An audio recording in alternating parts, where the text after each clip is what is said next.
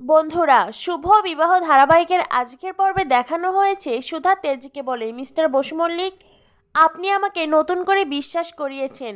আপনি বিশ্বাস করিয়েছেন সব পুরুষ সার্থক চ্যাটার্জির মতন স্বেচ্ছাচারী হয় না। কিছু পুরুষ আছে যারা মেয়েদের মন বোঝে। তেজ বলে, সুধা, আমিও তো অকারণে অনেক সময় আপনাকে ভুল বুঝেছি। আপনিও তো সেই সব নিয়ে আমার প্রতি রেগে থাকেননি।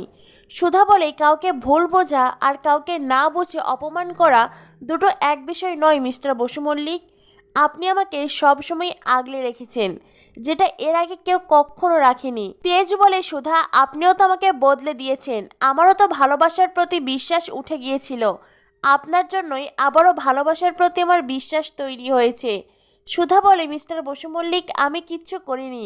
যা করেছেন আপনি নিজেই করেছেন। আপনি সকলের থেকে আলাদা। প্রত্যেকটা মেয়ের জীবনে যেন আপনার মতনই একজন মানুষ থাকে। তেজ বলে, প্রত্যেকটা মেয়ের জীবনে থাকবে কিনা জানি না, তবে আগামী 7 জন্ম আমি সবসময় আপনার সাথে থাকব। তেজ সুধা একে অপরকে জড়িয়ে ধরে। এদিকে মেজকা ঠাম্মির সামনেই ছোটকাকে প্রচণ্ড অপমান করে। ছোটকা কখনো এই বাড়ির ব্যবসায় হাত লাগায়নি, এই বাড়ির জন্য কোনো কাজ করেনি, এইসব নিয়ে নানান কথা শোনাতে থাকে। ঠাম্মি একটা প্রতিবাদও করেন না। ছোটকা বলেন, আমি এই বাড়ি থেকে চলে যাচ্ছি, তবে যাওয়ার আগে একটা কথা বলে যাচ্ছি মা।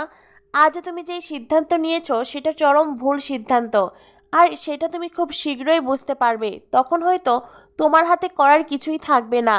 ছোটকা রেগে মেগে অভিমান করে ওখান থেকে বেরিয়ে যান। এদিকে ঠাম্মি সমুদ্রকে রাতের বেলা ফ্যাক্টরিতে পাঠাতে চায়, কারণ ঠাম্মি কিছুতেই ঝিনুক আর সমুদ্রের ফুলসজ্জা হতে দেবে না। ঝিনুক আড়াল থেকে সব কথা শুনে মনে মনে ভাবতে থাকে, আমিও দেখতে চাই হিটলার দাদি কি করে আমাদের ফুলসজ্জা আটকায়। এদিকে বৌভাতের সময় তরিতাকে চরম অপমান করেছিল ঝিনুক, আর তারই বদলা নিতে তরিতা সমুদ্রের ঘরের সামনে সাবান জল ছড়িয়ে রাখে, যাতে করে ঝিনুক ঘরে আসতে গেলেই তার কোমর ভেঙে যায়। ফুলসজ্জার রাতে নতুন বউয়ের কোমর ভাঙবে, তরিতা তো মহা খুশি। এদিকে ঠাম্মি তখন সমুদ্রকে ডাকতে সমুদ্রের ঘরের সামনে আসেন, আর সাবান জলে পা পিছলে পড়ে যেতে চায়। ঠাম্মির যদিও খুব একটা আঘাত লাগেনি, তবে অসুস্থতার অভিনয় করে, বারবার করে সমুদ্রকে ডাকতে থাকে, সমুদ্র দাদুভাই দেখে যাও, আমি আঘাত পেয়েছি, সমুদ্র দাদুভাই, ও সমুদ্র দাদুভাই।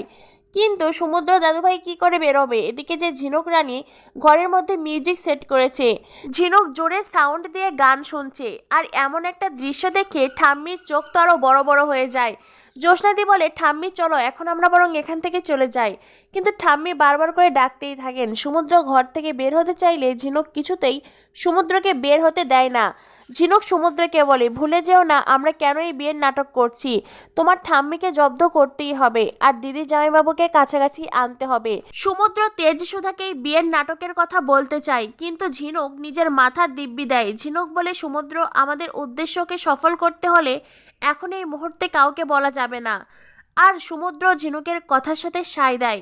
এদিকে বাড়িতে চোর এসেছিল। ফ্রন্টে বলে, চোরটা খুব বড় লোক, গাড়ি করে পালিয়ে গেল। আর এটা শুনে সুধার মনে খটকা লাগে। তখনই সুধার কাছে ফোন আসে, সার্থক চ্যাটার্জি পালিয়ে গেছে। আর এই ফোন পেয়ে সুধা আঁতকে ওঠে।